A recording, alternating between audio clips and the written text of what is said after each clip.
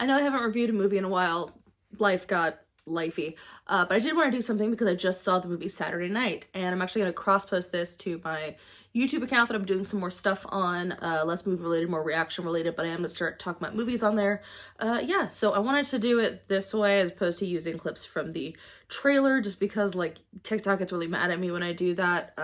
Certain films I'm still going to use clips because I just feel like you need to see what they look like to make it interesting, but everyone kind of knows this is just people talking and looking like it's the 70s. So for those who don't know, the new movie Saturday Night is about the creation of SNL, which everyone knows, I'm assuming. I haven't watched it in years. As far as my history with Saturday Night Live, I mostly watched it in like the 90s, whether they were replays that were on Comedy Central when I was a kid. So a lot of like Dana Carvey, Phil Hartman, Chris Farley, David Spade, that kind of era.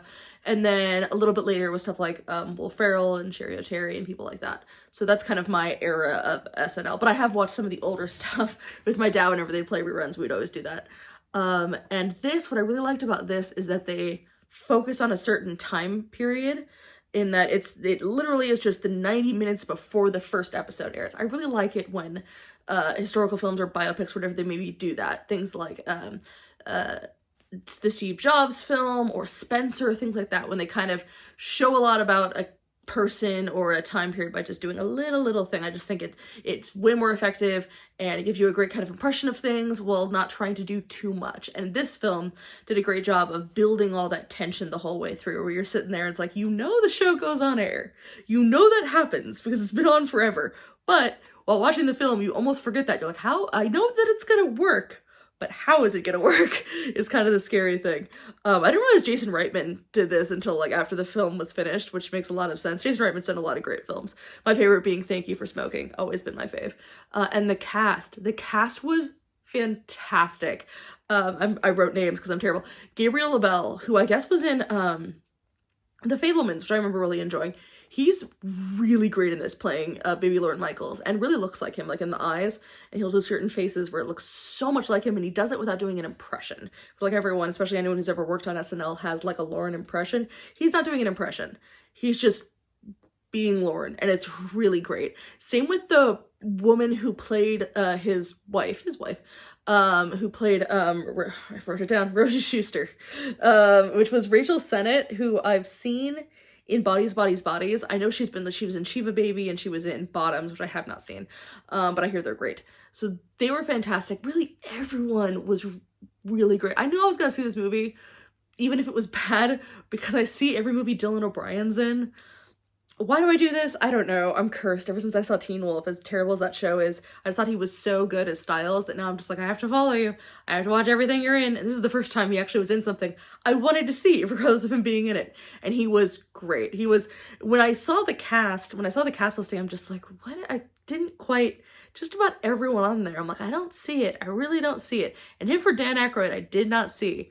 But he had that cadence down and really just played Aykroyd as just kind of a ladies' man, which clearly he was. He was dating everyone on that set, specifically Lauren's wife. Everyone was really great. They even, like, the guy who played Chevy Chase didn't necessarily look like him, like, face on, but his profile looked just like him. The woman playing Gilda Radner was so wonderful. Oh, she kind of broke my heart a few times. Even someone like, Jane Curtin, who I love. I loved on old SNL, and I loved her on Third Rock from the Sun. Didn't look so much like her, but man, sounded just like her. Same with, like, there's someone playing young Billy Crystal, who got bumped from the original episode of SNL. He didn't necessarily look like him, but sounded just like him. Now, as far as, like, is this movie accurate?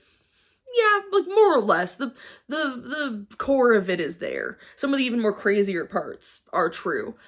Other parts, you know, things were kind of combined, or more things that happened like maybe a year before or a couple episodes in were squished to happen that day just to make things seem more crazy and more cinematic. Totally get it. But the spirit of everything, as far as I've heard, more or less happened. It was cute seeing Jim Henson in there, bless him. A guy playing Jim Henson also played Andy Kaufman, which was kind of funny. They were both great. Really, the only person that I just fully did not buy, although he was barely in it, is the guy who played George Carlin, who was the host of the very first episode. I just, like, didn't look like him, which is fair. Some people didn't look like the people they were playing, but, like, didn't sound like him. just did not get it. And I'm a huge Carlin fan, and even if they were portraying him like an asshole, which they kind of did, that's fine, but like it just didn't sound like him or look like him, and because everyone else did such a great job, it really stood out to me. But other than that, I think, like, obviously if you're an SNL fan, especially those early years of SNL, you're gonna get a huge kick out of this. You're gonna see these old references to all these different famous sketches. It's gonna be great. If you're not, I still think you could get something out of this film. Just kind of the sort of madness that goes into making a television show that is live, and everything could and will go wrong. So yeah, as someone who loves watching films about making films, or about making TV shows in this case, I thought it was a really, really enjoyable movie. I'm trying to think of what I would change. I guess it could have been a little shorter. Honestly, for like chunks of the first part of the film, it's all like one shot. I know it would have been impossible, but I kind of wish that it had all felt like they'd done like a Birdman, because they couldn't have made it all one shot, but if they made it look like one shot the whole time, that would have been cool. But it was also probably asking way too much, but it would have been very cool. So, oh well, that's fine. I get maybe not wanting to do that because it is a pain in the ass.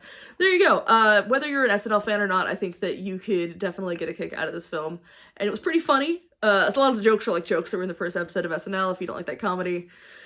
Yeah, you might not think it's that funny, but I enjoyed the heck out of this. My sister and I went and saw it, and very much liked it. I'm sad that my parents weren't here, because that would have been a great family movie to all see together.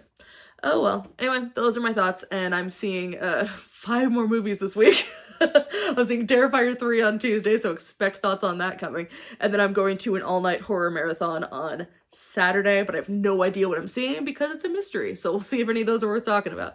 There you go. It's been nice talking. I know I haven't been on here in a minute, but hey, whatever. And if you want to hang out with me on my YouTube channel, I'm going to put it in the comments. It's mostly just me babbling about music, specifically the artist Ren at the moment. So there you go. All right, bye!